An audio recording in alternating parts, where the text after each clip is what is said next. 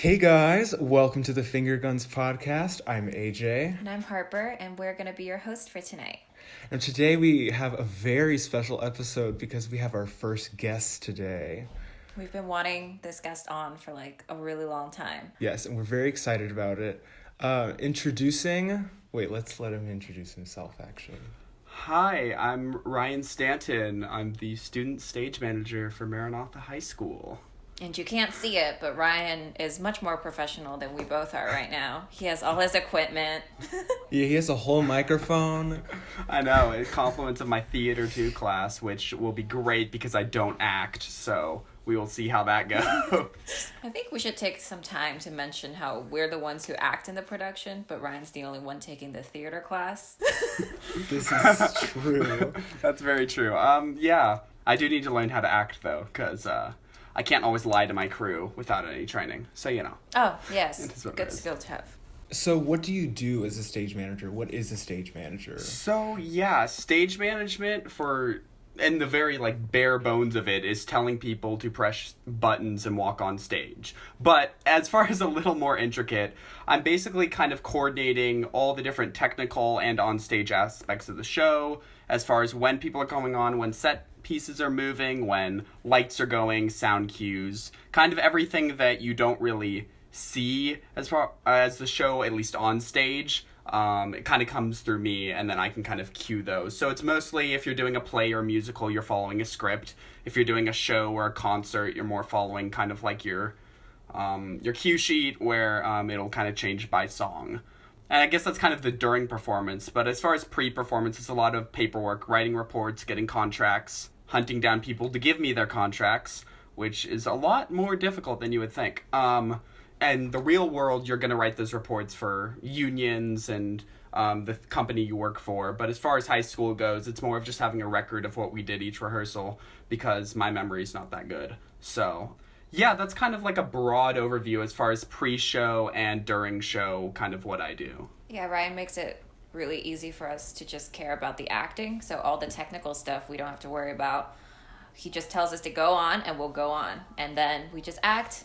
And then do you do lighting? Like, is lighting kind of your domain as well? No, I wish I could do lighting. No, so normally during our shows, we'll have a lighting operator that's next to me. They're not on headset because I can literally turn next to them. I'm doing everything for lighting except hitting the button, which is actually really nice because I don't have to worry about my motor skills in the process of it, as far as my hand-eye coordination of, oh shoot, the cue, oh no, I forgot, oh, well, and now I'm like 5 cues behind and I forgot everything. So yeah, it's really weird because I'm 2 feet away from the lighting board, but it's really nice having someone else doing it. So do you have like a list of cues or like do you memorize the cues? So it depends. So for our most recent show was Seussical, and so as far as Seussical goes, it would really depend. So obviously you have your main ones, which are like end of the number, you're gonna like black out or, downstage spotlight. It's kind of like obvious things like that. But as far as like mid-song ones, those are the ones you more have to memorize, where it's like, right when, dancers A and B get to center stage, you have to change the lights to blue. And there's really no music cue for it. It's just like, you hope you know it, and you kind of, you make these little tricks, like, it's 15 seconds from when so-and-so walks off stage, and you kind of have to mentally note that. Or what I do is I just have my crew tell me when someone walks off stage, so I don't have to see it, and I can kind of count. So it's a combination. I wish I could memorize all my cues, but that is not something that I can do. But so it's a combination of having, your script or whatever, but it's also a lot of just kind of knowing the show itself and kind of how the show runs and where the director tells you to put the line transitions, and often that's like the night before they're like, actually, I want the lights to change here, and you're like, okay. Sounds good. So it's a lot of kind of like being on the fly and just kind of remembering certain kind of the vision of the show, which is, very kind of working hand in hand with the director, which can be difficult. But once you get it and you kind of know how they work, it's really easy to kind of put those cues together. So as stage manager, clearly you have like a team that you're managing. So who are those people and what do they do individually? It's interesting, especially for high school theater. You get so many different people in, so you kind of are like filling gaps constantly. But as far as like the roles, so we'll start, like I mentioned earlier, lighting operator, and lighting design is usually done by someone who actually is professional at lighting design. But lighting operator is just a lot of following the show and pressing buttons. Above that, at least in the beautiful auditorium that we work in, you're going to have your sound operators. That's a lot of clicking a space bar, which you, again, wouldn't think that'd be so hard, but they have saved me so many times on forgetting a sound cue. So those people are amazing, and for whatever reason, I always stick someone up there that I don't think will succeed or will not like, that I will always have to keep on, and they kill it every time. So it's been great. As far as stage right and stage left, you have your assistant stage managers, or you can only have one. Those are just kind of coordinating everything backstage. Then you're going to have costumes, props, makeup. Makeup, normally we have actors do their own makeup. But if they, are doing a full color or they're doing something kind of intricate, you'll normally have a little bit of a makeup staff to do that. Costuming, as far as quick changes or just keeping track of them. Backstage gets very disorganized. It is surprising how in such a small amount of space, the big mess that's created at the end of every night. So yeah, that's kind of costuming. They'll all focus on quick changes, but also just keeping everything organized. Props, those are going to keep all your props and yell at actors for touching them when they're not supposed to, which, again, happens more often than you would think. So yeah, it's... And then ASMs kind of coordinate all of that. I'm trying to think. Your set designer will just come in before the show. But as far as on set, it's just a lot of stagehands backstage that can kind of do anything, and you just kind of get them a rhythm of what you do when you kind of fill in the gaps and try and put the right people at the right job. Whether that's like physically, like, oh, they actually have to be able to push this set piece. Or if it's just like, what they're capable as far as handling stress, because it's really stressful. And I live off of that stress, no matter how much I complain about it. I love it. But, it's very interesting as far as, it's an interesting job to have because there's so much going on. Yeah, it's kind of, those are the people I work with. We have an amazing crew that always come together every year and can get, the job done. And they're always really passionate and excited to work. So, yeah, I get to work with some amazing people. That's awesome. Do you think that's what is your favorite part about being a stage manager? I love just kind of being able to teach people as far as what they need to do. If that's a freshman coming in and they're just learning what is theater? Which was exactly what I was as a freshman coming in. And I was like, okay, I have no idea what I'm doing. And they assigned me to press a button to make the curtain close. And, that was a great experience for me because I got to learn how to kind of take cues. But as far as, I really love just working with people, and I love building relationships with them and kind of teaching them and correcting them, but also letting them teach me because I've learned so much more than I've given as far as the last 3 years. You don't get that environment in a lot of other places besides theater, or on a set in general, whether that's theater or film. You don't really get that environment as far as bringing people together. Yeah, sports teams, you kind of get that camaraderie, but I don't think anything, because I've done both, I don't think anything competes with the theater group. Definitely. Yeah, agreed. Because you're making something together. You're creating. Yeah. I remember we always do rehearsals and then cast and crew separate for most of the practice time. And then that final week, and then everyone gets together. And it's just so amazing how everyone can click in that short of a time. But that's always super fun. And I always love working with you guys, even if we don't see you that often. Yes, likewise. Tech Week is always so much fun. Yeah. Just because of the people. It's exhausting, but it's really great. Oh yeah. So you were talking earlier about chaos backstage. Do you have any horror stories of being a stage manager while you were at Maranatha, at least? So, a little bit of context. So my sophomore year, I was asked to be the student stage manager for the production of A Wrinkle in Time. I know you both were in that show. No comment. Oh. But... I don't know. You both killed it. You both killed it. It was my first time ever stage managing. I barely knew what a stage manager did. We had this big lighting setup behind a scrim, which is a kind of a see-through kind of see-through curtain. And so there's a scene where oh gosh, I don't remember any of their names. I've tried to block the show out. It's where the girl was supposed to run behind and meet her, like, father behind the screen, and there's, like, a lighting setup. It was pretty much a blackout, and we just had this box of lights. It kind of looked like a Las Vegas sign, almost. It was supposed to be, like, a really cool moment where, like, you can kind of get a depth perception on a stage. So earlier in the show, and I don't know when, and I honestly don't want to know when, someone backstage pulled out the plug for those lights. So we go to the queue, and the rest of the stage is dark. So it's just the box light, and that doesn't come on. And and for this show, I wasn't next to my lighting designer. Oh, and I forgot to mention, my entire crew was freshmen. Oh, perfect. So they were all freaking out on the headsets, and I was like, just keep going. And so I think our actors did a very good job trying to stall, but you can't stall for 5 minutes while we can't figure out why the lights don't work. So they just ended up doing the scene in the dark, which completely ruined the effect. That was a pretty big horror story. That whole show was very stressful for me. I learned so much. As far as other backstage, I think during Wizard of Oz, I mean, we had a live dog on set, and the dog just peed on the set during a number. And it was always the same number, and it was always on the same set piece for both nights that the dog peed on the set. So honestly, it wasn't that big of a deal, because after the first night, we just kind of prepared for it, like subconsciously kind of prepared for it, and it happened again.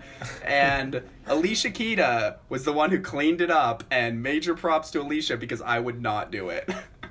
So yes, so that was a good backstage moment. I think the dog peeing and the lights not coming on were just my horror stories, as far as I can't believe that just happened. I remember the light thing. I don't. I remember, because whenever stuff like that happens, everyone's like off stage and they're like, there's whispering, they're like, oh my god, what's going on? Yeah, and it doesn't help when everyone's like in your ear as a stage manager. Like, it's not coming on. I'm like, I know it's not coming on. I'm sitting right next to it.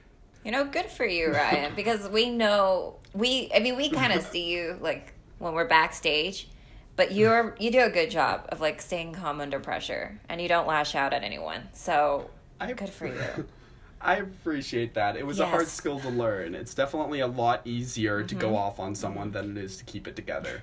But also you have to remember that they have their own thing to do. Like, y'all have tons of lines to memorize that I don't have to do. I get to look at the script the whole show. It's just keeping other people in mind and what they're focusing on. They're not focusing on the set piece that's not working, because that's not their job. That's your job, so you should probably take care of it. But yeah, I appreciate that. I remember the Wizard of Oz thing. And the Wrinkle in Time I don't thing. remember the Wrinkle in And Time the other thing. thing. You guys must have covered that really Yeah, I well. remember. And I think it's worth mentioning that we didn't have microphones on that show for whatever reason. And the audience was on stage, so they could see everything so close. That What was an interesting show. That was hard to pull off on stage. Yes, it was. Because, you know, for 12 Angry Jurors, we're all in a brightly lit room. The biggest effect we had was the rain, and that doesn't really influence lighting or anything. Wrinkle in Time, you have to pull off all these, like, there was a lot of effects for our show, because they time traveled, and they were, like, on a planet somewhere. Yeah. And then I remember I had to dedicate a member of my crew to pretending to be a silhouetted monster for a scene. And Oh my God, I remember Abby was one of the monsters, and we were watching her from backstage, and she was like, it was really hard not to burst into laughter in that show. It was something else. Yeah. But you know what 12 Angry Jurors was like compared to Wrinkle in Time? Actually, there is no comparison. Yeah. That's how much They were very different that's how much shows. better it was. that's true. And I mean, to but- be fair. Well, the style was still kind of similar, right? Is it? I mean, remember they did it on stage. Oh, you too, mean for 12 yeah. Angry that's true. As far as the staging, yes, but for Wrinkle in Time, you actually had moving set pieces, whereas 12 Angry Jurors, is it's true. literally a table and And chairs. we just sat there. Like, that's it. And you guys Yeah. sat there and walked around and maybe went in the bathroom every so often. like that was the show. For Wrinkle in Time, it's like you have to go through, again, like you said, we're going through time. As far as this, despite the audience being on stage, there aren't a lot of comparisons between the two shows. Yeah. I mean, I think for Wrinkle in Time, that was a big learning thing for all of us. But 12 Angry Jurors was so much fun.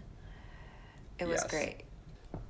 So you were asked to be the stage manager sophomore year for Wrinkle in Time. Yeah. Well, how did that go? How did you step into that role, I guess? Not very well. But I think the one thing that was interesting is that I was the oldest person as a sophomore in the tech theater program, which is a very small and very fluid division of performing arts. I've done 3 shows. I had done a musical and 2 showcases. So I kind of knew as far as like backstage what to do, but as far as actually stage managing and coming into that, it was a really tough transition from having a professional adult, because we hired people my freshman year for stage management. So having someone that does this for a living, and listening to them, to being, oh, you're that person now, except you haven't done this for a living and you don't have a degree, and oh, this is your first time doing it. So I think it was a really tough transition as far as like, everyone's like, oh yeah, I want to be the lead, or I want to be in a leadership position. But I mean, it's definitely very tough. It was a very tough transition, but it was such a good learning experience. So I think that tough transition was definitely fundamental in me wanting to keep doing this and like wanting to get better at it. So Did you get into this before high school, or was it something that you just decided to do? Very briefly. So I had done 2 shows in my middle school. I had done set design for 1 show, and then I did backstage management for another. And so that was kind of like very middle school theater, which is good, but you can't really equate it to high school as far as like the level and auditioning and casting and working, and you actually have a legitimate budget in high school as opposed to middle school. So I think I used a little bit of just like my passion was kind of sparked in middle school, but as far as experience, I got all of that my freshman and sophomore years, as far as like really getting into it and learning how to kind of how to do my job, essentially. Awesome. And do you want to like continue doing stage managing in the future? Like, can you see yourself doing it like as a career potentially? Yeah, so right now, as far as my college search, I'm looking to major in theater arts, or have an emphasis in technical theater on top of that degree. So I'm trying to stay in California, because I don't see, besides New York, anywhere else to go that would be better than California to stay in a performing arts scene. So yeah, I definitely want to keep doing it. I don't know what exactly I want to get into. I don't know if I want to do concerts. I don't know if I want to do musicals or plays, or kind of stick with a theater or travel with the company. I don't know. So it's going to be interesting, but it's definitely something I want to pursue. I can't see myself doing anything else. Well, we know you're going to be great at that. Do you have any advice for people who may want to pursue a similar route? The best way to learn is through experience. You can only learn so much in a classroom, and you have to get in there. And if that even means like watching backstage and just like staying out of the way and seeing what people do, that's so critical. Or just, taking a really small part. Like I said, my freshman year, my job is to push a button to close the curtain. Like, even that, it's just such a good experience, because you get the energy of backstage and you get kind of the feel of theater. Yeah, I think just getting in there and trying to see if you like it. And, maybe you think you really like lighting, and you get in the lighting, you're like, this sucks, I don't like lighting.